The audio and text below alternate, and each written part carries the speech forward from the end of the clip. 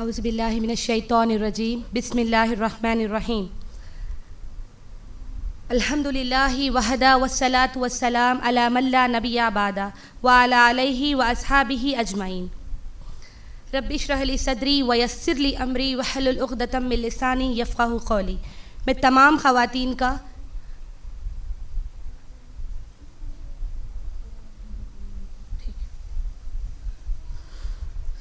پھر سے اسٹارٹ کریں گے. اعوذ باللہ من الشیطان الرجیم بسم اللہ الرحمن الرحیم الحمد للہ وحدہ والصلاة والسلام علی من لا نبی بعدہ وعلی آلہ واصحابہ اجمعین رب اشرح لی صدری ویسر لی امری واحلل عقدۃ من لسانی یفقہوا قولی. میں تمام خواتین کا اسلامی طریقے سے خیر مقدم کرتی ہوں. السلام علیکم ورحمۃ اللہ وبرکاتہ. اللہ تعالیٰ کی سلامتی، رحمتیں اور برکتیں ہوں آپ سبھی پر. آج کا میرا عنوان ہے اسلام میں عورت کا مقام. یہ بیان جو ہے سب سے میں ریکویسٹ کرتی ہوں کہ غور کر کر سنیں. انشاءاللہ میں آپ کو آج ہم خواتین کو اللہ تعالیٰ نے اللہ سبحانہ و تعالیٰ نے جو سٹیٹس دیا، جو مقام دیا، اس کے بارے میں بتانا چاہوں گی. میں اور آپ جانیں گے کہ اللہ سبحانہ و تعالیٰ نے اسلام میں عورتوں کا کیا درجہ رکھا، کیا سٹیٹس ہے عورت کا انشاءاللہ. تو سب سے پہلے اس آیت سے میں اپنی تقریر کا آغاز کروں گی. سورہ نساء سورہ نمبر 4 آیت نمبر 1. یا ایھا الناس اتقوا ربکم الذی خلقکم من نفس واحدہ وخلق منہا زوجہا وبث منہما رجالا کثیرا ونساء واتقوا اللہ الذی تساءلون بہ والارحام ان اللہ کان علیکم رقیبا. جس میں اللہ تعالیٰ فرماتا ہے کہ میں نے آدم سے یعنی کہ ایک جان سے اس کی بیوی کو اور ان میں سے کئی مرد اور عورتوں کو پیدا کیا.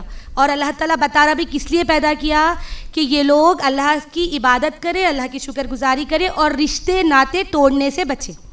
یہ ایک آیت کا میں انتخاب اس لیے کری کہ یہ ایک ایسی آیت ہے جو اکثر خطبات میں نبی صلی اللہ علیہ وسلم پڑھتے تھے.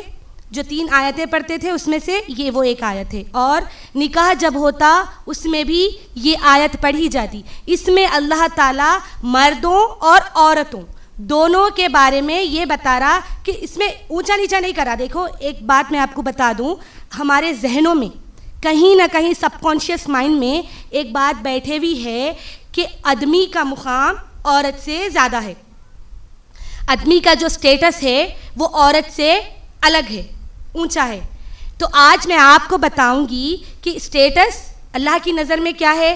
دنیا والے جو ہما کو آج بولتے کہ اسلام میں عورتوں کو دبا کے رکھتے، عورتوں کو پردے میں رکھتے، عورتوں کو کالے لباس میں لپٹ کے رکھتے، عورتوں کے کوئی حقوق اسلام نہیں دیا. جو آج میڈیا اور سوشل میڈیا اور جو غیر قوم والے ہمارے دین پہ، ہمارے مسلمان ہونے پہ اور ہماری عورتوں پہ جو الزام اٹھاتے، اس کا ڈیفینڈ میں اور آپ کرنے سے قاصر ہے، کر نہیں سکتے. کیوں؟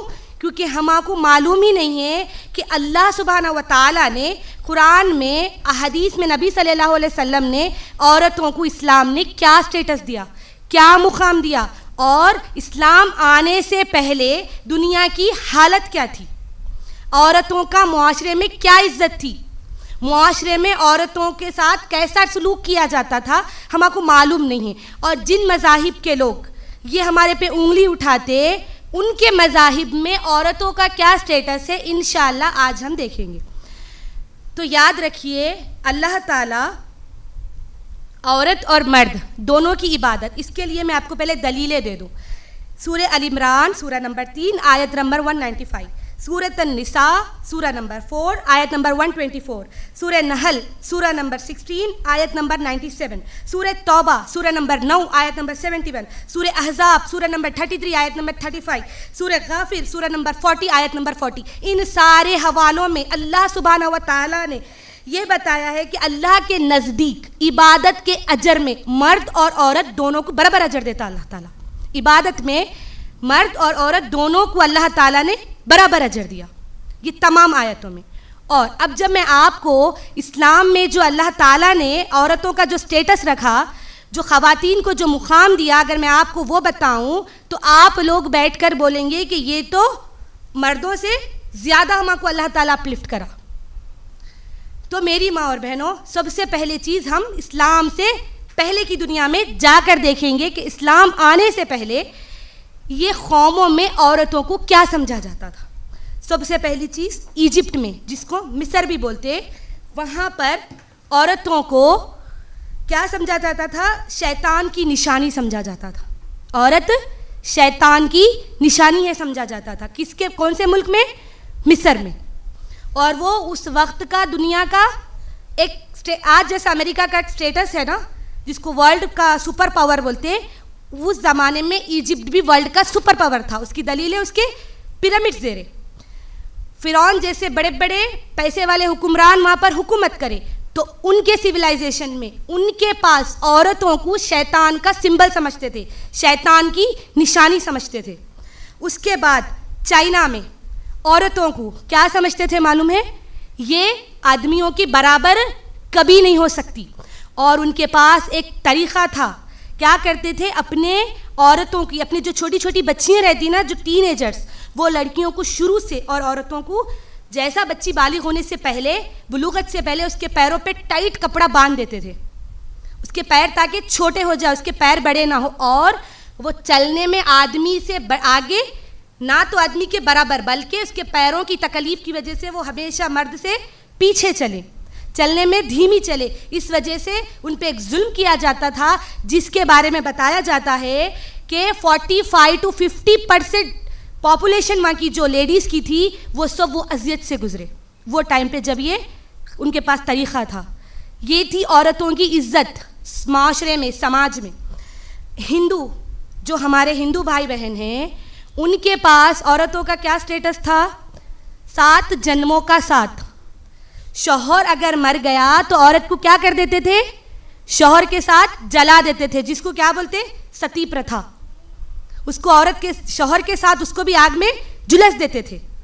اسلام میں کیا ہے؟ مرد کے بعد اگر شوہر کا انتقال ہو گیا، مرد کے مرنے کے بعد، تو اللہ تعالیٰ اس کو اجازت دے رہا کہ تم اور دوسرا نکاح کر سکتے. لیکن ہندو مذہب میں اس کی اجازت نہیں تھی، جس کو ستی پرتھا بولتے. راجا رام موہن رائے کے بعد ان کے مطلب آندولن کرنے کے بعد، ان کے پروٹیسٹ کے بعد اس کو ہٹا دیا گیا. عورتوں میں، ہندو مذہب میں، مرد شوہر مر گیا تو عورت بھی زندہ رہنے کا حق نہیں تھا، اس کو بھی مرنا تھا.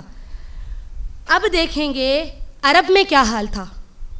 عرب میں جو حجاز کا علاقہ ہے، وہاں پر بھی عورتوں کو ایک جسٹ یوز کی، ایک کام والی چیز سمجھا جاتا تھا جو فحشی کے لیے کام آتی. صرف بچے پیدا کرنا اس کا کام تھا. اتنا برا عالم تھا. قرآن اس کی دلیل دیتا ہے کہ وہاں کے لوگ، وہاں کے مرد، وہاں کے باپ بیٹی کے پیدا ہونے پہ شرمندہ ہوتے تھے اور اپنی بیٹیوں کو زندہ دفن کر دیتے تھے.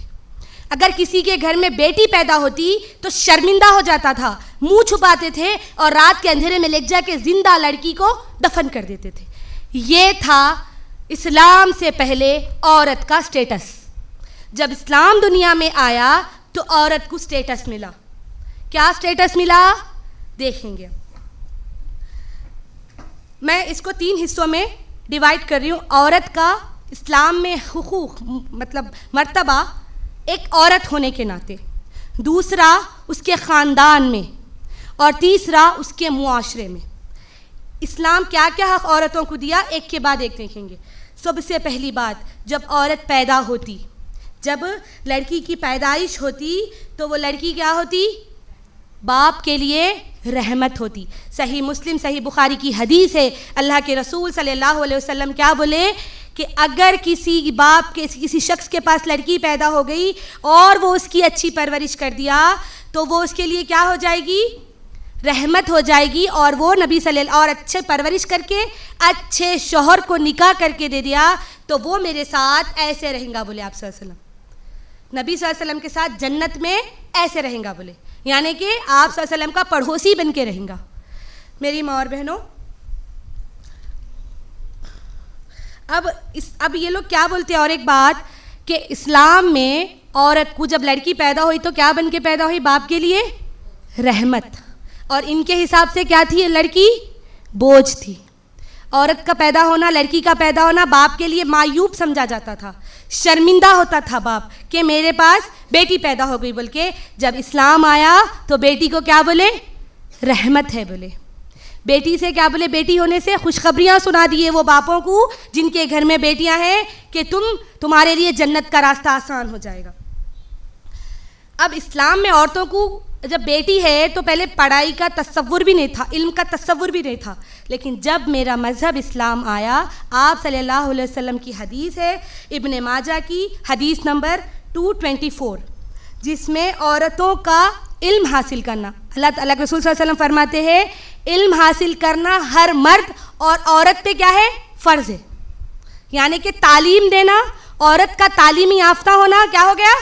فرض ہو گیا. اسلام آنے کے بعد عورت کو پڑھائی کا اجازت مل گئی, اور اجازت ہی نہیں فرض قرار دیا گیا کہ لڑکی تعلیمی یافتہ ہونا اس کے اوپر ہر مرد عورت پہ کیا ہے؟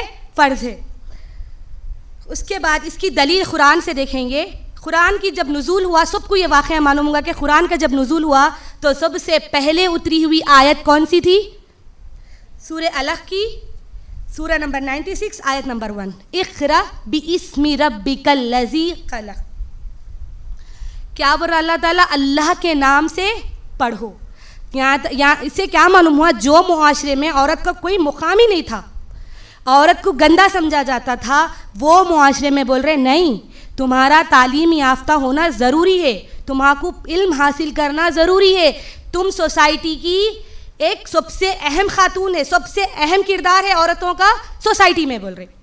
اب اس کے بعد دیکھیں گے اللہ تعالیٰ ان سے سوال بھی کرتا. کن سے سوال کر رہا؟ جو دفن کرتے تھے نا ان سے سوال کر رہا کس میں, اور اس باپ پہ لعنت بھیج رہا. سورہ نحل سورہ نمبر 16 آیت نمبر 58 اور 59 میں اللہ سبحانہ و تعالیٰ اس باپ پہ لعنت بھیج رہا جو اپنی بیٹی کے پیدا ہونے پہ چہرے پہ اس کے تاثرات بدل جاتے, اپنے چہرے کو بگاڑ لیتا اور شرمندگی محسوس کرتا اور اس بچی کو لے جا کے دفن کر دیتا. میری ماں اور بہنوں, وہ زمانے میں تو بھی زندہ لڑکیوں کو پیدا ہوئے بعد دفناتے تھے. آج بھی یہ کام ہو رہا, آج بھی پیٹ میں, ماں کے پیٹ میں اس کو جان آگے بعد میں اس کو زندہ دفن کرنے کا نام کیا رکھ دیے؟ مرڈر کا ابارشن. 5-6 مہینے کے پیٹ کو اس وجہ سے نکال دیتے بیٹی ہے. اگر کسی کے گھر میں بیٹی پیدا ہو گئی, اپنے آپ کو گرا ہوا سمجھنا بند کرو. اسلام میں تمہارے گھر میں بیٹی کا ہونا مبارکبادی ہے, تمہارے گھر میں بیٹی کا پیدا ہونا رحمت ہے. اللہ کے رسول صلی اللہ علیہ وسلم اس باپ پہ سلامتی بھیجے جس کے گھر میں بیٹیاں ہیں, اس کے باپ کے لیے جنت کی گارنٹی بولے. میری ماں اور بہنوں, اب اسلام میں تعلیم کا حاصل کرنا کیا ہے؟ فرض ہے. اب دیکھیں گے یہ آج کے دور میں فرض ہوا. ابھی ہم لوگ آج دیکھیں تو اکثر کیا ہے, لڑکیوں کو پڑھا رہے, ٹھیک ہے, تعلیم یافتہ ہو رہے, لیکن اس سے پہلے بچیوں کو زیادہ پڑھنا نہیں ہے, عورتوں کو اتنا پڑھنا کیا ہے ضروری ہے. ہمارے معاشرے میں ہم خود مسلمان ہو کے یہ بولتے تھے ضروری نہیں ہے اتنا پڑھنا, کیا ضروری ہے ان کا تعلیم یافتہ ہونا, چولہا ہنڈی تو سنبھالنا ہے. بے شک اسلام میں کہیں پر بھی عورت کو گھر چلانے کی ذمہ داری نہیں ہے. فائنینشیل کنڈیشنز کو سنبھالنے کی, فائنینشیلی ہیلپ کرنے کی یا فائنینشیل برڈن اللہ تعالیٰ عورت پہ کہیں پر بھی نہیں ڈالا, لیکن عورت کو تعلیم سے روکنے کا کسی کو حق نہیں ہے. اب دیکھیں گے اس زمانے میں ہماری صحابیات کتنی پڑھی لکھی تھی. عائشہ رضی اللہ تعالیٰ عنہ, حفصہ رضی اللہ تعالیٰ عنہ, سلمہ رضی اللہ تعالیٰ عنہ, اور کئی ایسی دیگر صحابیات ہیں جو قرآن ہی نہیں بلکہ احادیث کی حافظہ تھی, جن کو احادیث بھی یاد تھی زبانی. اور عائشہ رضی اللہ تعالیٰ عنہ کے بارے میں آتا ہے کہ ان سے کتنے حدیثیں مروی ہیں؟ 2210 قریباً ان سے حدیثیں مروی ہیں. کن سے؟ عائشہ رضی اللہ تعالیٰ عنہ 2210 احادیثوں کی راویہ ہے. اگر ان کے پاس یہ لوگ ہیں نا, ہمارے پاس جو علم کو حاصل نہیں کرنا بولتے نا, ان کے پاس جستجو دیکھو کتنی تھی ہماری صحابیات کے پاس. ہم کو معلوم ہی نہیں علم کیا چیز ہے پڑھانے کے لیے. اگر اب تک ماشاءاللہ ابھی پڑھا رہے, لیکن انشاءاللہ میں اس کے بھی عیب بتاؤں گی کہ معاشرے میں اس سے بھی ہم کیا کیا بگاڑ کر رہے. سوشل میڈیا اور ویسٹرن ورلڈ کو دیکھ کے جو ہم اپنے اوپر امپلیمنٹیشن کر رہے, فریڈم کے نام پہ جو فریڈم ہم آپ کو اسلام دیا تھا اس کو ہم بوجھ سمجھ رہے. اللہ تعالیٰ عورت کو پڑھائی کی اجازت دیا, علم کی اجازت دیا, اس پہ فرض قرار دیا, تو اس کی کچھ باؤنڈریز بھی ہے. کیا باؤنڈریز ہے اس کی انشاءاللہ آگے دیکھیں گے. لیکن تعلیم میں ہماری صحابیات کا کیا کیا رول تھا دیکھو. سعد بنت سعد رضی اللہ تعالیٰ عنہ کے بارے میں آتا ہے کہ وہ قرآن مجید کی بہترین دروس بہت اچھے بیانات کرتی تھی. سعد بنت سعد رضی اللہ تعالیٰ عنہ. اور شریک الدوساریہ رضی اللہ تعالیٰ عنہ کے بارے میں آتا ہے کہ وہ قریش قبیلے کی جو مشرک عورتیں تھیں ان کے پاس جا کے دین کی دعوت دیتی تھی, ان کے پاس جا کے اسلام کیا ہے سکھاتی تھی. یہ جو لوگ آج بولتے کہ عورتوں کو دین کا کام کرنے کا کہاں پر ہے, یہ دلیلیں ہیں. یہ وہ صحابیات ہیں جو اسلام کے لیے کام کی, یہ وہ صحابیات ہیں. امی عائشہ سب سے بڑی دلیل ہے, 2210 تقریباً ان سے حدیث مروی ہے. تو یہ کہاں سے آیا؟ امی عائشہ اگر گھر میں میرے کو یاد ہے بول کے بیٹھ جاتی تو آج میں اور آپ ان 2210 احادیثوں سے محروم رہتے تھے. میری ماں اور بہنوں. اور اسماء بنت یزید بن ساکن رضی اللہ تعالیٰ عنہ کے بارے میں آتا ہے کہ وہ بیانات کرنے میں اور بیانات بولنے میں ماہرہ تھی, بہت اچھے بیان کرتی تھی. اور دیکھیں گے کہ میڈیکل میں اور سرجری میں ہماری خواتین کا کیا کردار تھا. میڈیکل میں اسلامیہ مہت رضی اللہ تعالیٰ عنہ کے بارے میں آتا ہے کہ وہ دوائیوں کے بارے میں, طب نبوی کے بارے میں اور علاج کے بارے میں بہت اچھا علم رکھتی تھی. اور دوسرے صحابیات جو ہے قبصہ, حمنہ بنت جہش, مصع رضی اللہ تعالیٰ عنہ, امائمہ رضی اللہ تعالیٰ عنہ, زیاد رضی اللہ تعالیٰ عنہ, عطیہ رضی اللہ تعالیٰ عنہ. میڈیکل اور سرجری یعنی کہ کسی کو جو جنگوں میں جاتے تھے تو ہاتھ پیر جب کٹ جاتے تھے یا زخم ہو جاتا تھا, آپریشن کرنا رہتا تھا, تو یہ لوگ کیا تھیں اس میں ماہر تھی. اور رفیدہ رضی اللہ تعالیٰ عنہ کے بارے میں آتا ہے کہ ان کا تو باضابطہ ایک کلینک تھا مسجد نبوی کے قریب یا مسجد نبوی کے ہی کہیں احاطے میں ان کا کلینک تھا, جہاں پر میڈیکل اور سرجیکلز کی سامان بیچا کرتی تھی اور فیسیلیٹیٹ کرتی تھی, لوگوں کو علاج کرتی تھی, تیمارداری کرتی تھی. کس کے بارے میں؟ رفیدہ رضی اللہ تعالیٰ عنہ کے بارے میں. ہمارے پاس کیا ہے, ہماری اسلام کی خواتین شروع سے کیا تھی, تعلیمی یافتہ تھی, ان پڑھ نہیں تھی. علم کا حاصل کرنا ہر مرد اور عورت پہ فرض ہے. بچوں کو حدیث نمبر بولتے ہوئے یاد دلاتے ہی ہر مرد اور عورت پہ فرض ہے بول کے, لیکن اس کو استعمال کہاں کرنا, علم کون سا حاصل کرنا, علم کیسا حاصل کرنا, اور اللہ تعالیٰ ہمارے پہ یہ انعام کرا یہ نہیں معلوم. اب تک ہم یہ سمجھتے تھے کہ عورتوں کا صرف دینی تعلیم لینے کی اجازت ہے, مدرسوں میں جا کے عالمہ فاضلہ بننا ہے, دنیاوی تعلیم سے عورت کا کوئی مطلب نہیں ہے. جبکہ دنیاوی تعلیم کے میدان میں بھی ہماری صحابیات بہت آگے تھی. اس کے بعد دیکھیں گے, آپ کو معلوم ہے ایک بہت انٹرسٹنگ بات بولوں گی, Guinness book of world record کا حصہ ہے یہ بات. کیا کہ سب سے پہلے دنیا کی یونیورسٹی فاطمہ الفہری جو ایک خاتون تھی موروکو کی, انہوں قائم کرے دنیا کی سب سے پہلی یونیورسٹی. آکسفرڈ, ییل اور یہ جو فلاں آج ہے ہمارے پاس عثمانیہ ہے, یہ جتنے بھی یونیورسٹیز ہیں یہ سب سے پہلے دنیا کی سب سے پرانی یونیورسٹی اور دنیا کی سب سے پہلی یونیورسٹی کو قائم کرنے والی ایک خاتون ہے, ایک مسلمان خاتون ہے جن کا نام فاطمہ الفہری ہے. سب سے پہلی خاتون اور سب سے پہلی یونیورسٹی ایک عورت کی طرف سے. اس بات پہ مجھے اور آپ کو فخر ہونا چاہیے. تعلیم سے اسلام کبھی بھی روکا عورت کو, کبھی نہیں روکا. یہ جو آج لوگ ہمارے پہ ایلیگیشنس لگاتے کہ مسلمان عورتیں پڑھے لکھے نہیں رہتے, میڈیا میں بولتے ان پڑھ قوم ہے, نہیں میری ماں اور بہنوں, اسلام میں تو علم کا حاصل کرنا فرض ہے. اور دنیا کو تعلیم یونیورسٹیوں کا نظام قائم کرنے والی سب سے پہلی خاتون کون تھی؟ فاطمہ الفہری. میری ماں اور بہنوں, اور ایک بات آپ کو معلوم ہے, جو میڈیا ہم آپ کو بولتا, ہمارے پاس جواب نہیں ہے ان کو دینے کے, کیونکہ ہمارے پاس علم نہیں ہے. کیا بولتے کہ عورتوں کو دبا کے رکھتے, پڑھاتے نہیں, کرتے نہیں, یہ جو بولتے. ایک بات آپ یاد رکھ لو, سعودی عربیہ میں کوئی ویسٹرن ورلڈ میں صرف خاتون کی, صرف وومن کی کوئی یونیورسٹی نہیں ہے. جو صرف لیڈیز کے لیے ہے. لیکن سعودی عربیہ میں ایک ایسی یونیورسٹی قائم ہے جو صرف اور صرف خواتین کے لیے ہے. نورہ بنت عبد الرحمن، پرنسس نورہ بنت عبد الرحمن یونیورسٹی سعودی عربیہ کی ایسی یونیورسٹی ہے جو صرف اور صرف خواتین کے لیے ہے، اور جس میں 60,000 خواتین ایک وقت میں تعلیم یافتہ ہوتی. میری ماں اور بہنوں، یہ جو ہم آپ کو بول رہے نا کہ ہم پڑھے لکھے نہیں رہتے، ان پڑھ رہتے، پھر ان کے پاس، ان کے ویسٹرن ورلڈ میں، ان کی انگریزی دنیا میں صرف خواتین کے لیے ایک علیحدہ سے یونیورسٹی نہیں ہے، جبکہ ہمارے مسلم معاشرے میں ہے. اور یونیورسٹیوں کا نظام بھی قائم کرنے والی ایک مسلمان خاتون ہے. میری ماں اور بہنوں، جب اللہ سبحانہ و تعالیٰ بیٹی بنا کے بھیجا تو ماں باپ کے لیے رحمت بنایا.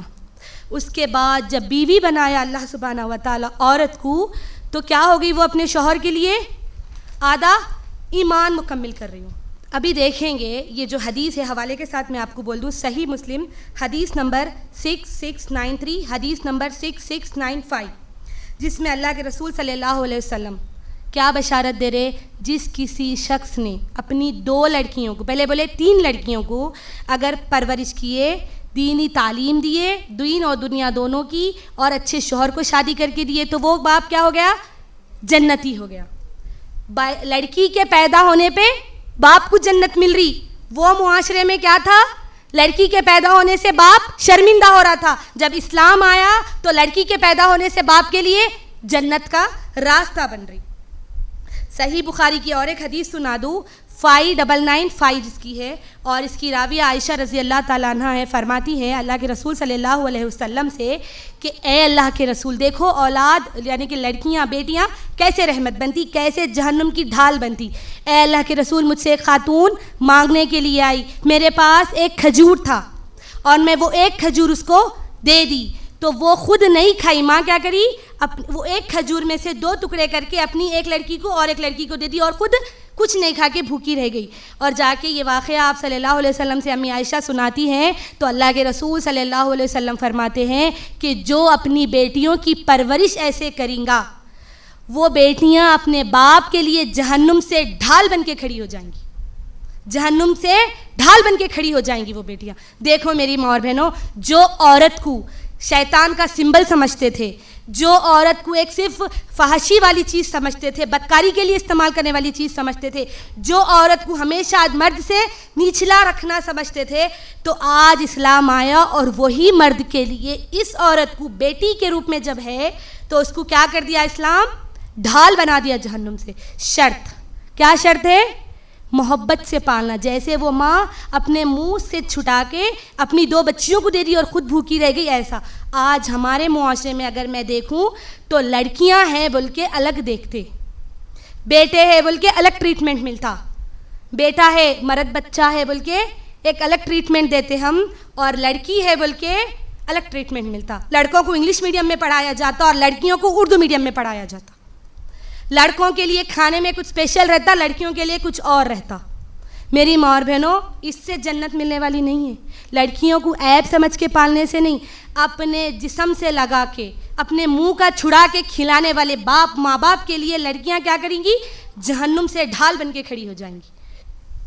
اس کے بعد آگے دیکھتے ہیں اللہ کے رسول صلی اللہ علیہ وسلم کی ایک حدیث، مشہور حدیث آپ کے سامنے بولتی چلوں. صحیح بخاری حدیث نمبر 5200. آپ صلی اللہ علیہ وسلم فرماتے ہیں کہ ہر انسان دوسرے انسان کے لیے ذمہ دار ہے. کیا ہے؟ ذمہ دار ہے.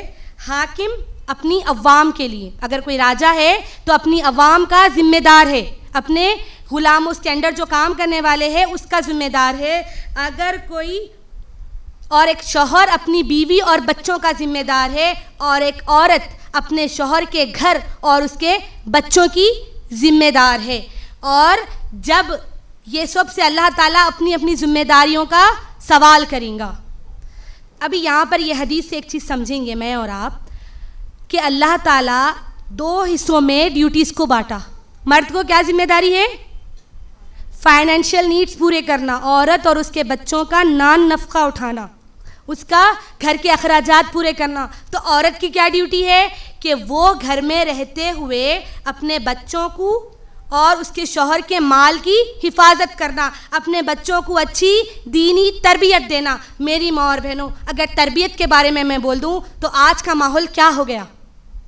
پردے کے نام پہ پردہ، برقع پہنتے ہوئے بے پردہ ہے، رنگ برنگے برقعے، ٹائٹ برقعے، رنگ برنگے برقعوں سے چلو پھر آگے بولیں گے اسلام میں کالا برقع پہننا کا ہے، ٹھیک ہے نہیں ہے، لیکن یاد رکھو یہ چیز، برقع آپ کے جسم کو ڈھکنے کے لیے تھا، اپنی زیب و زینت کو چھپانے کے لیے تھا، اپنے آپ کو سجا کے مارکیٹ میں پیش کرنے کے لیے برقع نہیں ہے۔ رنگ برنگے برقعے پہننا، ٹائٹ پہننا یا فراک جیسے پہننا، اس کو ہم پردہ سمجھ لے رہے، یہ پردہ نہیں، یہ بے حیائی، جانے والا بھی ایک بار دیکھنا ایسے نمونے بن کے نکل رہے باہر۔ تو کس کی ذمہ داری ہے لڑکیوں کو اچھی تعلیم و تربیت دینے کی؟ ماں کی ذمہ داری ہے۔ اب یہاں پر اللہ تعالیٰ دیکھو کیسا نظام، کیسا میزان بنایا۔ اللہ تعالیٰ مرد کو جب کمانے کی ذمہ داری دیا تو عورت کو بھی ایک ذمہ داری دیا، اپنے بچوں کو تربیت کرنے کی اور گھر کو اور اس کے مال کو سنبھالنے کی۔ کس کے؟ مرد کے مال کو۔ یہاں پر لائف پارٹنر ہے اسلام میں، کیا ہے؟ میاں بیوی ایک دوسرے کے کیا ہے؟ زندگی کے ساتھی ہے، پارٹنرز ہے۔ یہاں پر جبکہ اگر ہم دوسرے مذہبوں میں دیکھیں تو اس کے ساتھ، جیسے میں آپ کو بتائی، ہندوؤں میں کیا تھا؟ اس کو ستی پرتھا تھی، اس کو جلا دیتے تھے، شوہر مر گا تو بھی مر جا، تیرا بھی جینے کا حق نہیں ہے۔ جبکہ اسلام میں کیا ہے؟ اسلام میں تو عورت اور شوہر دونوں کو حقوق ہے، دونوں کی اپنے اپنے فرائض ہے، دونوں کی اپنی اپنی ڈیوٹی ہے۔ کئی درجے پہ ابھی دیکھیں گے، یہاں پر مجھے اور آپ کو دکھنا ہوگا کہ ہمیں دکھتا ہے کہ مرد کو زیادہ ذمہ داری ہے، زیادہ اچھا سٹیٹس ملا کیونکہ وہ باہر جا کے کما رہا، اس کو باہر گھومنے پھرنے کی ہے۔ اور اب ادھر آ کر دیکھیں، میاں اور بیوی کے رشتے میں دیکھیں تو باپ اور ماں کے رشتے میں دیکھیں۔ اللہ کے رسول صلی اللہ علیہ وسلم سے صحابی جاتے ہیں اور سوال کرتے ہیں کہ ایسا ہی بخاری کی حدیث ہے، اے اللہ کے رسول، میرے حسن و سلوک کی سب سے پہلی حقدار کون ہے؟ بولے تیری ماں۔ پھر پوچھا کون ہے؟ بولے تیری ماں۔ پھر کون ہے؟ پھر پوچھے بولے تیری ماں۔ پھر پوچھا کہ کون ہے؟ تو چوتھی بار بتایا کہ تیرا باپ۔ کیا معلوم ہوا جس سے؟ اور ایک حدیث میں کیا آتا ہے کہ ماں کے قدموں کے نیچے کیا ہے؟ قدموں میں جنت ہے۔ سنن نسائی کی حدیث ہے کہ ماں کے قدموں میں کیا ہے؟ جنت ہے۔ اب جب یہاں پر 3 بار اللہ کے رسول صلی اللہ علیہ وسلم باپ کے بارے میں بول رہے، ماں کے بارے میں بول رہے کہ تیری ماں، حسن سلوک کی سب سے پہلی حقدار تیری ماں، پہلی حقدار تیری ماں، اس سے کیا معلوم ہوا کہ 100 میں سے 75% مارکس کس کو گئے؟ عورت کو، اور 25% مارکس کس کو دیے؟ باپ کو۔ یہاں پر اللہ تعالیٰ جب ماں کو رحم میں رکھتی، 9 مہینے پیٹ میں رکھتی اور اس کو دردوں سے تکالیف سے پیدا کرتی، 2 سال دودھ پلاتی، تو اس کا درجہ بھی اللہ تعالیٰ باپ سے زیادہ کر دیا۔ جنت جیسی عظیم چیز کو ماں کے قدموں میں کر دیا، عورت بنا کے جنت کو عورت کے قدموں میں رکھ دیا۔ یہ وہ دنیا تھی جو شیطان کا سمبل سمجھتی تھی، جب اسلام آیا تو عورت کو کیا بولا؟ عورت کے قدموں کو جنت بول دیا۔ میری ماں اور بہنوں، اسلام میں دیکھیں گے اور کیا کہا ہم کو اللہ تعالیٰ آزادی دیا، جبکہ دوسرے مذاہبوں میں نہیں ہے۔ جب لڑکی کی شادی ہوتی تو دوسرے مذہبوں میں کیا ہوتا جی؟ کنیا دان ہوتا، اس کو دان کرتے، کچھ دے دلا کے دکشنا دے کے خیرات کر دیتے۔ اسلام میں کیا ہوتا جب شادی ہوتی لڑکی کی؟ پہلے تو دیکھ لیں گے کہ خنسہ رضی اللہ تعالیٰ عنہ سے ایک حدیث ہے، صحیح بخاری حدیث نمبر 5138۔ خنسہ رضی اللہ تعالیٰ عنہ آ کے آپ صلی اللہ علیہ وسلم سے فرماتی ہیں کہ میرے باپ نے میری مرضی کے بغیر میرا نکاح کر دیا۔ تو آپ صلی اللہ علیہ وسلم بولتے ہیں کہ یہ نکاح کیا ہے؟ ہوا ہی نہیں، تیرا نکاح ہوا ہی نہیں۔ اسلام میں شادی کے لیے لڑکی کی اجازت ہے۔ اللہ کے رسول صلی اللہ علیہ وسلم فرماتے ہیں کہ اپنی بیٹیوں سے لڑکی کا نکاح کے لیے لڑکی کا راضی ہونا سب سے پہلی شرط ہے۔ یہ اجازت یعنی کہ لائف پارٹنر چننے کی بھی اجازت مجھے اور آپ کو اسلام دے رہا۔ میری ماں اور بہنوں، لڑکی کی رضامندی نہ ہونے سے نکاح نہیں ہوا بولے۔ اسلام میں یہ بھی رائٹ ہے، پہلے تو رائٹ ہی نہیں تھا، سلیوری میں تھی عورت کے پاس کوئی حقوق ہی نہیں تھے، نکاح کا حق بھی دیا۔ اور یہ جو 3 طلاق چلانے والوں کو یہ بات نہیں معلوم شاید کہ اللہ تعالیٰ عورت کے پاس جب شوہر سے نہیں بن رہی تو ایک راستہ بھی رکھا خلا کا۔ عورت کے پاس یہ بھی ایک اختیار ہے کہ اپنے شوہر سے اگر نہیں بن رہی تو کیا کر لے، وہ اس سے خلا لے لے. اس کا یہ بھی مطلب نہیں ہے. اس کی دلیل پہلے سن لے. صحیح بخاری حدیث نمبر 5231 بریرہ رضی اللہ تعالیٰ عنہ کہتی ہیں اللہ کے رسول صلی اللہ علیہ وسلم سے کہ میں اپنے شوہر کے ساتھ نہیں رہنا چاہتی، میری اپنے شوہر سے نہیں بنتی، میں اپنے شوہر کے ساتھ نہیں رہنا چاہتی. تو اللہ کے رسول صلی اللہ علیہ وسلم فرماتے ہیں وہ تو تمہیں نہیں چھوڑنا چاہتا، تو وہ اپنی کچھ وجوہات بتائیں جس کے بنا پہ وہ اپنا خلا لے لی. اس کی اجازت کون دے رہا؟ ہمارا دین دے رہا. دنیا کا کوئی مذہب میں عورت کو خود سے لینے کی اجازت نہیں ہے سوائے اسلام کے. اچھا یہ حدیث ہے، بلکہ اس کا یہ مطلب بھی نہیں ہے. میں اور ایک بات آپ کو بتاتی چلوں. ابو داؤد کی حدیث ہے، حدیث نمبر 2218 کہ بلا ضرورت، بلا وجہ کے عورت کا خاوند سے خلا لینے کو ناپسند کر دیے، حالانکہ یہاں تک ہے کہ وہ جنت کی خوشبو بھی نہیں سنے گی. میں یہ حدیث کے بعد ہی فوراً اس لیے بول رہی ہوں کہ یہ خوش نہ ہو جائے کہ ہاں اجازت ہے ہم توڑ لے سکتے. نہیں، وجوہات پہ، جائز وجوہات پہ. اتنی تنگ ہوگی زندگی کے گزارا نہیں ہے تو اللہ تعالیٰ عورت کے پاس یہ بھی ایک اتھارٹی دیا. مرد کو ہی نہیں ہے کہ وہ طلاق دے، بلکہ عورت کے پاس بھی ایک اتھارٹی ہے جس کو خلا بولتے. میری ماں اور بہنوں، کہ جو ہمارے پاس جو سٹیٹس ہے، جو ہم کو اللہ تعالیٰ اپنے دین کے ذریعے ایک مسلمان عورت کو ملا ہوا ہے نا، دنیا کا کوئی مذہب نہیں دے رہا. یہ جو بھی قوانین بعد میں بنے گئے، یہ بعد میں بنے گئے، ہیومن رائٹس والے آ کے بنائے سو قوانین ہیں. ان کے مذہبی قوانین یہ نہیں ہوتے. عورت کو شادی کے لیے اجازت پوچھنے کا تصور ہی نہیں تھا دوسرے مذہبوں میں کہ تم اس سے شادی کرنا چاہتے، جبکہ اسلام میں لڑکی کی رضامندی بھی شرط ہے، لڑکی کی رضامندی بھی ضروری ہے. میری ماں اور بہنوں، اب جب لڑکی کی شادی ہوتی تو یہ جو جہیز کا کانسیپٹ ہے یہ کہاں سے آیا؟ غیر مسلموں سے. ہمارے جو سوسائٹی میں ہم رہتے ہندو کلچر سے ہم لیے. کون سا؟ جہیز کا. جہیز پرتھا ان کے پاس ہے، کنیا دان ان کے پاس ہے. ہمارے پاس ایسا کچھ بھی نہیں ہے. اس کی دلیل ہمارے پاس کیا ہے؟ مہر ہے. اگر جہیز لینا جائز ہوتا تو اسلام میں مہر کا کوئی کانسیپٹ ہی نہیں رہتا تھا. ہندو مذاہب میں اور دوسرے مذاہبوں میں کچھ دینا ہے لڑکی کو، وواہ جس کو بولتے ہو لوگ، کچھ دے دلا کے گھر سے رخصت کر دیتے. جبکہ ہمارے پاس کیا ہے؟ لڑکی کا حصہ ہے اس کے باپ کی دولت میں. اگر باپ جو بھی دولت چھوڑ کے گیا، جو بھی گھر دار چھوڑ کے گیا، انہیں اس کی کیا ہے؟ حصے دار ہے. ان کے پاس حصہ نام کا کوئی کانسیپٹ نہیں ہے. شادی ہوگی ختم ہو گیا. جبکہ میرے دین میں عورت کا کیا ہے؟ حصہ ہے، حق رکھتی ہے. وہ دو لڑکی اگر 100% ہے، 66% اگر لڑکوں کو جا رہا تو 33 کس کو مل رہا؟ بیٹی کو مل رہا. یہ حصے دار بنتی. میری ماں اور بہنوں، اللہ تعالیٰ ہم لڑکیوں کو جب پیدا کرا، عورتوں کو جب پیدا کرا تو بوجھ بنا کے نہیں، ان ماں باپ کے لیے رحمت بنا کے بھیجا. اور وہ لڑکیوں کو جب شادی بھی کر کے دے رہے تو ان کو تحفے میں مہر فرض ہے، مہر کا دینا ہے. کچھ نہ کچھ، چھوٹی ہو یا بڑی ہو، رقم مہر کی ہے. الٹا لڑکا لڑکی کو دے کے شادی کرتا. یہ میرا اسلام، یہ اسٹیٹس ہے عورت کا. میری ماں اور بہنوں، اب دیکھیں گے عورت کا ایک بیوی بن کے کیا کردار ہے. جب وہ بیوی بنتی تو جیسے میں پہلے حدیث میں بتا چکی ہوں کہ وہ ذمہ دار ہے اپنے شوہر کے گھر کی، اپنے شوہر کے مال کی اور اس کے بچوں کی. عورت پہ کہیں پر بھی فائنینشیل برڈن نہیں تھا. اور ایک یہ چیز یاد رکھے، جب لڑکی بیٹی بن کے ہے تو کس کی ذمہ داری ہے؟ وہ باپ کی ذمہ داری. اللہ تعالیٰ عورتوں کو سنبھالنے کے لیے 4 مردوں کو رکھا. جب وہ بیٹی ہے تو اس کے باپ کی ذمہ داری، اور باپ نہیں ہے تو بہن کی ذمہ داری بھائی پر ہے. اور اس کے بعد جب بیوی ہے تو اس کے شوہر کی ذمہ داری ہے اس کے نان نفقے کی. اور جب وہ ماں ہے، شوہر نہیں ہے، اس کے بیٹے کی ذمہ داری ہے. میری ماں اور بہنوں، اللہ تعالیٰ 4 پلرز کو ہم کو دیا سنبھالنے کے لیے. کیوں؟ کیونکہ ہم ان کا گھر سنبھال رہے تو وہ ہمیں سنبھال رہے. یہ ہم کو پرائیڈ ملا. اور یہ جو برقع، یہ جو لباس جس کے اوپر دنیا آج انگلی اٹھاتی کہ تم یہ پہنتے، تو میری ماں اور بہنوں یاد رکھو، یہ ہم جو پہنتے اللہ کی محبت میں پہنتے، اور اللہ قرآن کی ایک آیت کو ہم پہن کے نکلتے.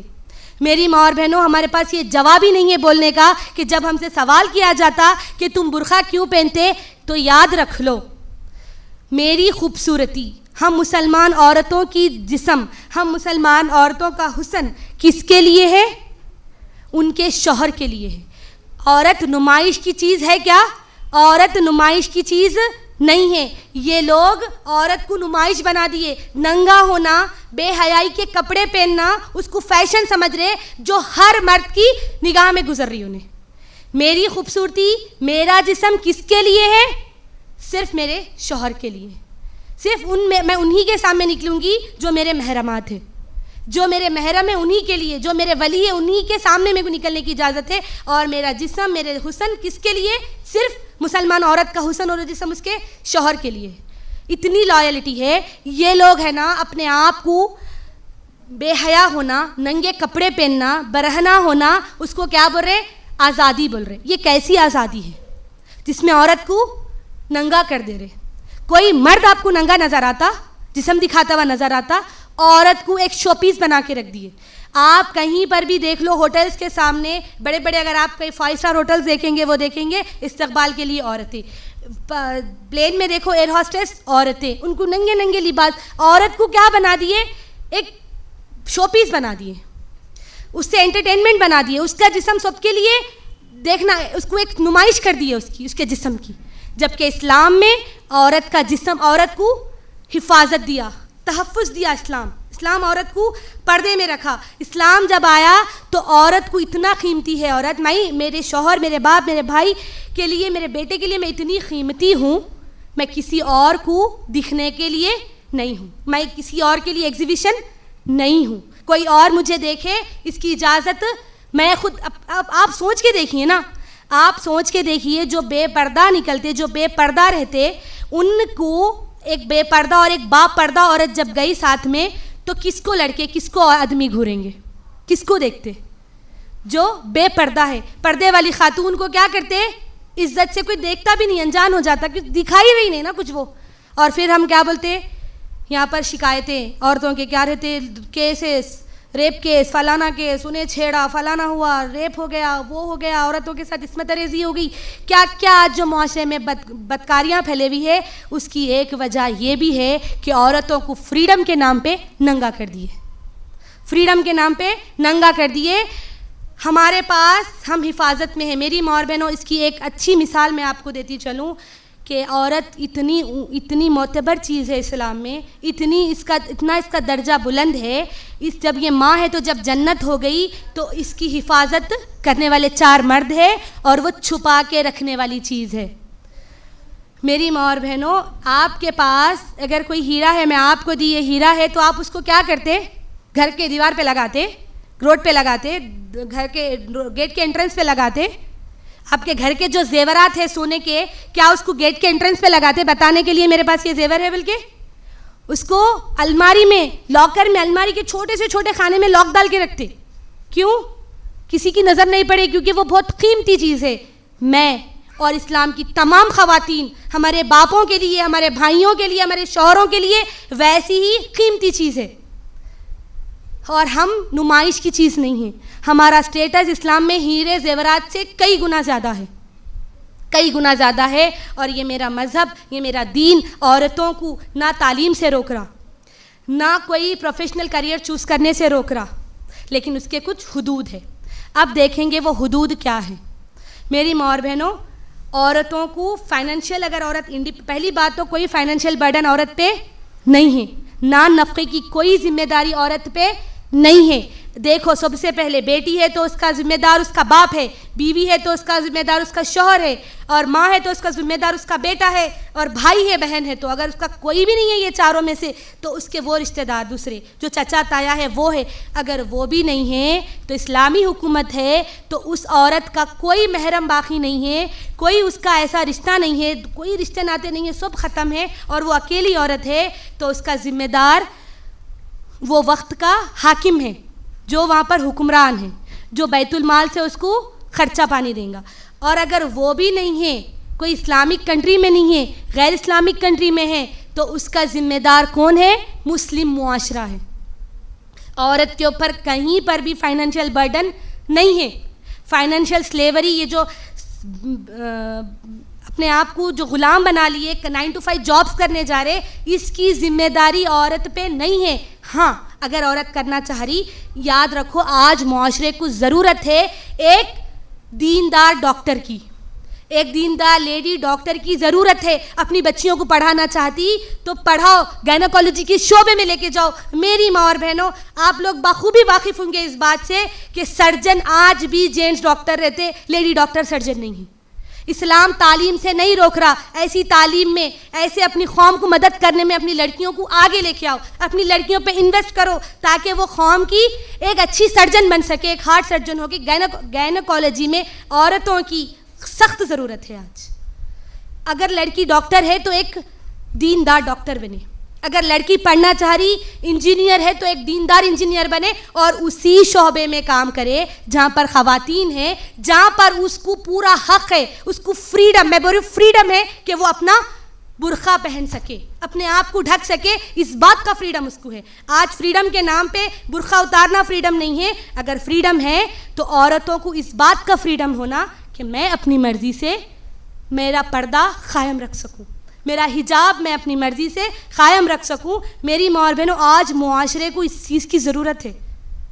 اور اگر لڑکی دین علم حاصل کری تو اس کا یہ بھی مطلب کہیں پر بھی نہیں ہے کہ وہ فائنینشلی اپنے شوہر کی مدد کرے. ہاں اگر کرنا چاہتی ہے تو. اور ایک بات, جب عورت اگر کمائی, یاد رکھو جب شوہر کما رہا تو کس کی نان نفقے کی ذمہ داری کس کی ہے؟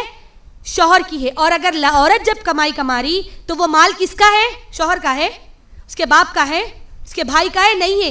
وہ فائنانسز, وہ پیسہ کس کا ہے؟ اس کا خود کا ہے. وہ چاہے اپنے باپ کو دے, وہ چاہے اپنے بچوں کو دے, کیونکہ اس پہ فرض کوئی چیز نہیں ہے نا, یہ فرض نہیں ہے. آدمی پہ فرض ہے کہ وہ اپنے بیوی بچوں کا نان نفقہ اٹھائے, عورت پہ تو فرض نہیں ہے. وہ کر رہی اور وہ کما رہی, شرط پردے میں رہتے ہوئے, اسلامی حدود میں رہتے ہوئے جب عورت کما رہی تو اس کا کیا ہے؟ پھر اس کا پیسہ اس کا خود کا ہے. چاہے وہ شوہر کو دے دے, چاہے وہ اپنے ماں باپ کو دے, چاہے وہ اپنے بچوں پہ خرچ کرے, چاہے وہ صدقہ و خیرات کر دے. لیکن دیکھو یاد, ابھی اس چیزوں سے کیا معلوم ہو رہا مجھے اور آپ کو؟ کہیں بوجھ ہے اسلام میں؟ کہیں دبا کے رکھا عورتوں کو؟ صرف ایک ہی شرط ہے. کیا شرط ہے؟ کہ اپنا پردہ با پردہ رہے, اور یہ ہے کہ اب کسی غیر محرم سے اس کا میل جھول نہ ہو. وہ ادارے میں, وہ انسٹیٹیوٹ میں, وہ کمپنی میں عورت جاب کر سکتی جہاں پر کوئی غیر محرم کا میل جھول نہیں ہے, اور اس کے اوپر کوئی برڈن بھی نہیں ہے کہ نہیں کمانا بول کے. جب کہ آج کل فائنینشیل انڈیپینڈنٹ ایک نیا ٹرم نکلا, ٹیبو ہو گیا سب لڑکیوں میں. کیا جو ڈپینڈنٹ ہے شوہر پہ وہ بیکار ہے. آپ اپنے آپ کو فائنینشیل انڈیپینڈنٹ بناؤ, بے شک بناؤ, لیکن فائنینشیلی انڈیپینڈنٹ بننے کے لیے بے حیائی نہیں. انسٹاگرام پہ پوسٹ آتے, انسٹاگرام پہ ناچنا گانا آتا, اور کیا بولتے؟ یہ حرام ہے, یہ کیا کر رہے؟ کمنٹس آپ پڑھو جا کے تو کیا بولتے؟ تم کما رہے نہیں تو تم کو وہ رپلائی دے رہی, میں ایک پڑھ رہی تو اس کو کیا رپلائی دے رہی نیچے, یہ کیا بے حیائی پھیلائی, یہ کیا ہے, یہ مسلم خاتون ہے. پہلے وہ سوال کری تم دیکھ رہے کیوں؟ کوئی خاتون ہے, لڑکی ہے, وہ سوال کری تم دیکھ رہے کیوں؟ اور تم دیکھ رہے تو میں فائنینشیلی انڈیپینڈنٹ ہوں, تم کسی پہ ڈیپینڈنٹ ہوں گی, اسی لیے تمہاں کو جلن ہو رہی. میری ماں اور بہنوں, فائنینشیلی انڈیپینڈنٹ ہونا بہت اچھی بات ہے, بہت اچھی چیز ہے, لیکن اس کے کچھ دائرے اور حدود ہے. اور میرا مذہب اسلام کسی بھی چیز سے عورتوں کو نہیں روک رہا. جب وہ بیوی بنایا تو اس کا بھی بہت اچھا مقام ہے, اپنے شوہر کے گھر کی کیا ہے, وہ رانی ہے, اس کے شوہر کی کیا ہے, پارٹنر ہے. میری ماں اور بہنوں, ابھی دیکھیں گے جب عورتوں کے آپسی میں اپنے رشتے, کچھ سوال میڈیا کے اور اس کے جواب. پہلا, پردے پہ میں آپ کو بتا دی کہ کیا سوال کرتے لوگ کہ تم پردہ کیوں پہنتے, تو کیا جواب دیتے؟ جی ہاؤ ہمارے اسلام میں ہے پہننا, کیا کرنا, پہننا پڑتا. بولتے کیا بولتے؟ یہ میں اپنی مرضی سے پہن رہی ہوں, میرا جسم کسی کی نمائش کے لیے نہیں ہے, کسی کے لیے ہے یہ, ہم ایگزیبیشن کی چیز ہے, شو پیس ہے ہم, کہ سب روڈوں پہ چلے سچ سنور کے اور لوگ ہم کو دیکھیں. بازاروں کی زینت ہے عورتیں نہیں, میں کسی کے بازار کی زینت نہیں ہوں, اسی لیے ہم پہن رہے, اور یہ میرا فریڈم ہے. کیا ہے؟ میرا فریڈم ہے. میں لوگ بولتے ہیں ان کے پاس بہت فریڈم ہے. فریڈم کا مطلب کیا ہے؟ ننگا ہونا فریڈم, سمجھ رہے؟ ننگا ہونا فریڈم نہیں ہے. دوسرا, جب کوئی آپ کو یہ بولے کہ اچھا جو دہیج کی پرتھا تھی، یہ سب اس میں اسکپ ہو گیا، یہ میری ماں اور بہنوں ایک بات میں آپ کو بتاتی چلوں، یہ جو دہیج کا جو کانسیپٹ ہے اس کے اوپر خود ایک اپنے آپ میں یہ ایک بہت بڑا عنوان ہے، دہیج کا لینا اور دینا. تو ایک بات یاد رکھو، یہ ہندوانہ کلچر تھا، اس میں کنیا دان بول کے لڑکی کو کچھ دان دکشینہ کچھ دے کے ہٹا دیتے تھے، لیکن عورت پہ کیا تھا، اس کے باپ کی جائیداد میں حصے دار حقدار تھی، وہ حصے دار تھی اپنے بھائیوں کے ساتھ، بہنیں بھی حصے دار ہیں. تو اب دیکھیں گے یہ جو جہیز کا جو کانسیپٹ ہے ہمارے مسلم معاشرے میں کچھ غلط فہمیاں ہیں. ایک سب سے بڑی غلط فہمی جہیز کو لے کے یہ ہے کہ لوگ یہ بولتے کہ حضرت رسول اللہ صلی اللہ علیہ وسلم جو ہے نا اپنی بیٹی فاطمہ رضی اللہ تعالیٰ عنہ کو جہیز دیے. کیا دیے؟ جہیز دیے. تو ایک بات میں آپ کو بتاتی چلوں، جہیز کیسا تھا، ان کی شادی کیسی تھی.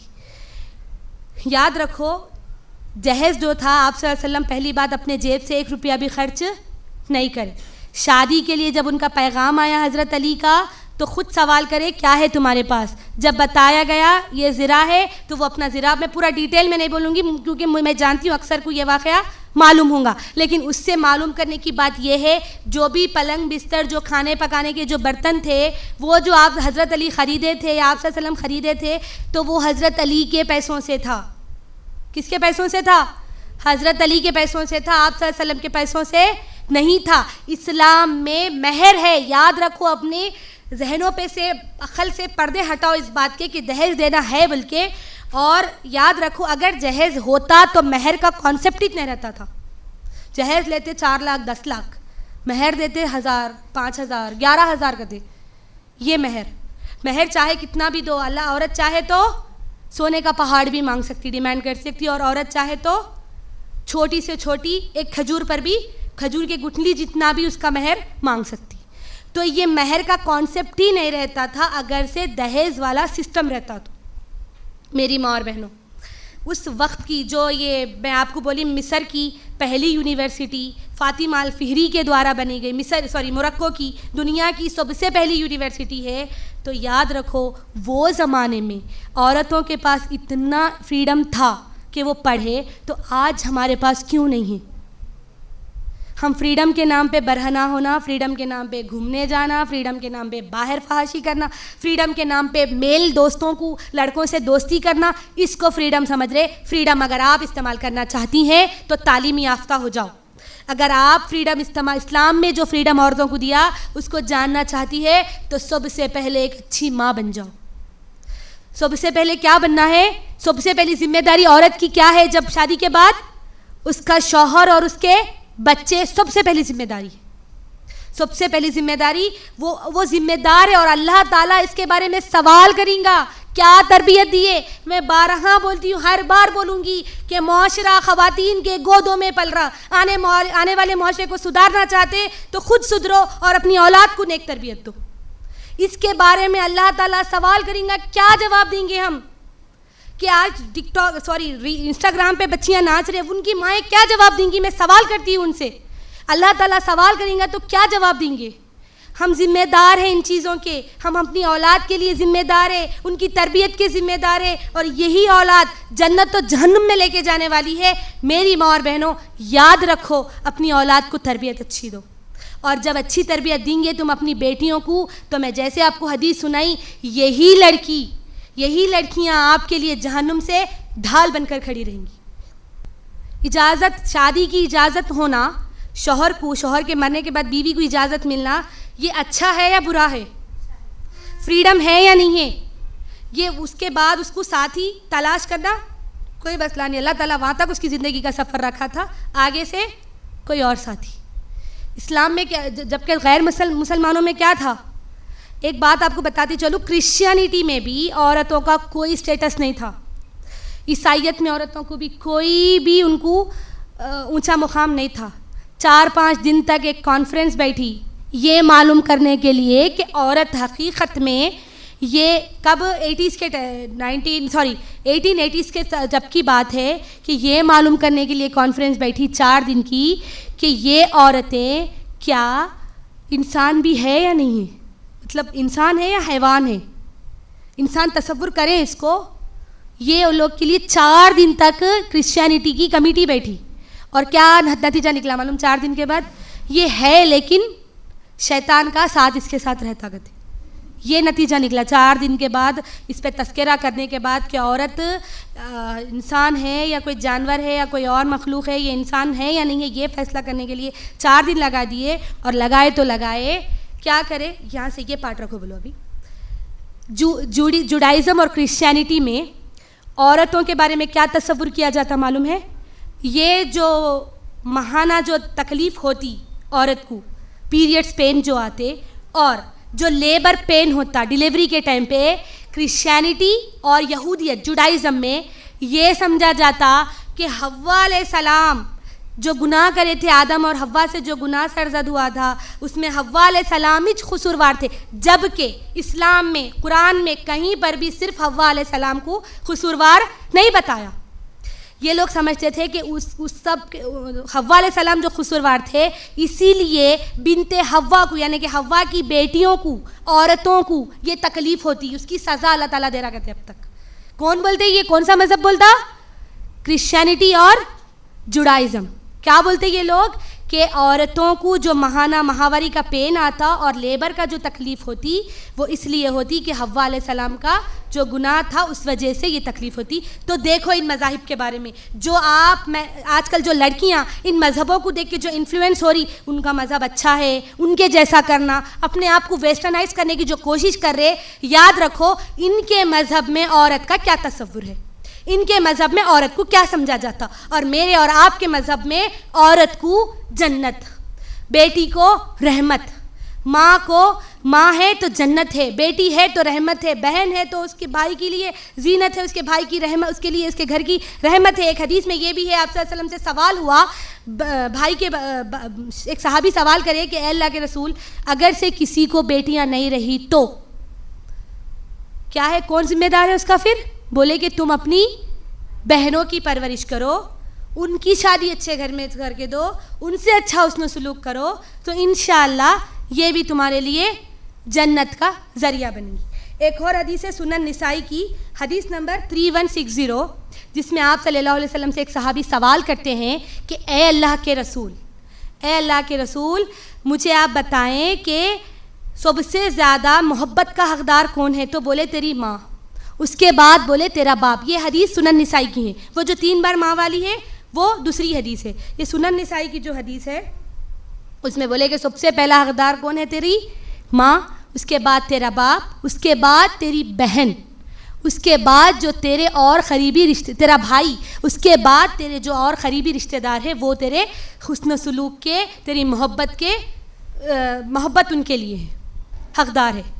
کون؟ ماں, باپ, پھر کس کا نمبر آیا؟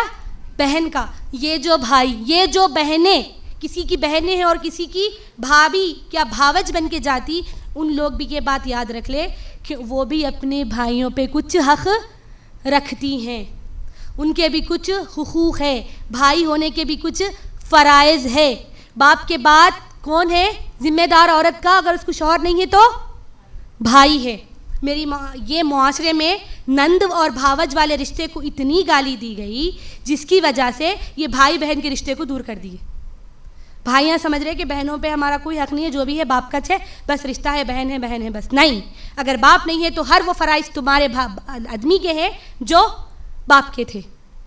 میری ماں اور بہنوں, اب سے یہ بات یاد رکھو, سب سے پہلے تو الحمدللہ ثم الحمدللہ کہ میں اور آپ ایک مسلمان گھر میں پیدا ہوئے, اور ایسے دین میں پیدا ہوئے جہاں پر عورتوں کو بہت اونچا رکھا گیا.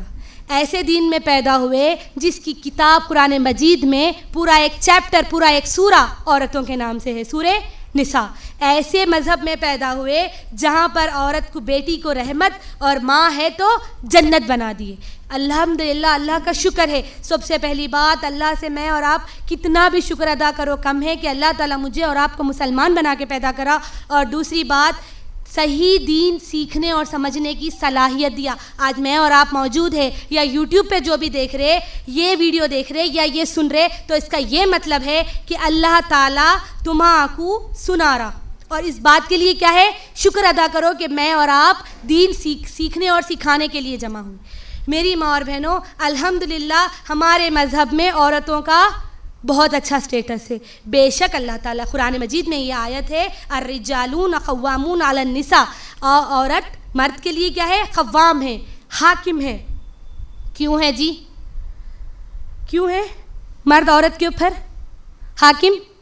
اس کی ذمہ داری اللہ تعالیٰ آدمی کو دے دیا، فائنینشیل برڈن. اور آدمی کیا ہے دیکھو آپ، اللہ تعالیٰ جب مرد کو بنایا تو اس کا جسم جو ہے اس کو جو موسمی حالات ہے باہر کے اس کو برداشت کرنے کی اس کے جسم میں کیا ہے صلاحیت ہے. اور عورت کے جسم میں کیا ہے بچہ پیدا کرنے کی صلاحیت ہے. تو آدمی جب گھر سے باہر نکل کے کما رہا مضبوط بنایا اللہ تعالیٰ. آدمیوں کا جسم جو گھٹ رہتا جو مضبوط رہتا وہ شیپ ہی اللہ تعالیٰ اسٹرکچر اس طریقے سے بنایا کہ وہ باہر کی رسپانسبلٹیز باہر کی تکلیفوں کو برداشت کرے. اور عورت کا جسم اس طریقے سے نازک بھی بنایا کہ وہ گھر میں رہے اور اس کا جسم بھی اس طریقے سے ہے کہ وہ اپنے آنے والی نسلوں کو جنم دے. اور ایک بات میری ماں اور بہنوں، جو مکہ میں جو عورتوں کو لڑکیوں کو پیدا ہونے سے جو دفن کرتے تھے آج بھی یہاں پر ہے. اور لڑکیاں ہونے پہ جو اپنے آپ اپنے گھر میں عیب سمجھ لیتے، کسی عورت کو بیٹی ہونے کو عیب سمجھتے، اس کو بولتے ابا بیٹی ہوتی کی کیا ہے گی. اور ایسی عورت ہی عورت کی دشمن ہے. بیٹی ہوتی ہوں گا میرے کو ابھی پورے بیٹیاں ایک بیٹا ہونا یہ جو خواہش رکھتے. یاد رکھو اولاد کا دینے والا کون ہے اللہ تعالیٰ. اللہ تعالیٰ خود سوال کر رہا سورہ نحل میں اس باپ پہ لعنت بھیجتے ہوئے. کس باپ پہ؟ جو چہرے بناتا اپنی بیٹیاں ہونے پہ اس پہ اللہ تعالیٰ لعنت بھیجتے ہوئے اللہ تعالیٰ سوال کر رہا کہ ان کا بیٹی اور بیٹا دینا کس کے اختیار میں ہے؟ ماں کے اختیار میں ہے میرے اور آپ کے اختیار میں کہ میں بیٹا پیدا کروں یا آپ لوگ صرف بیٹے پیدا کریں؟ نہیں ہے نا. ہمارے اختیار میں کیا ہے؟ کچھ بھی نہیں ہے. اختیار کس کا ہے؟ اللہ کا. اللہ تعالیٰ خود قرآن مجید میں فرماتا ہے میں جسے چاہے بیٹے دوں، میں جسے چاہے بیٹیاں دوں، میں چاہوں تو دونوں دوں، میں چاہوں تو بانجھ کر دوں. تو بیٹیوں کا ہونا عیب نہیں ہے. اور دوسری چیز کانٹراسیپٹک پلس، ابارشن کرا دینا یا پھر بچے نہیں ہونا بول کے جو بھی طریقے آپ اپنا رہے، اگر اس میں ویلڈ ریزن ہے صحت کے لیے تو صحیح ہے. لیکن خرچہ کیسا، اتنی مہنگائی ہے، پڑھانے کے خرچے، فلانے خرچے، اگر یہ آپ لوگ کی سوچ ہے، یاد رکھو پالنے والی ذات رب کی ذات ہے. کس کی ذات ہے اولاد کو پالنے کی؟ میں اور آپ اتنی بھی طاقت نہیں رکھ سکتے کہ ایک مکھی کو بھی اس کا رزق دے.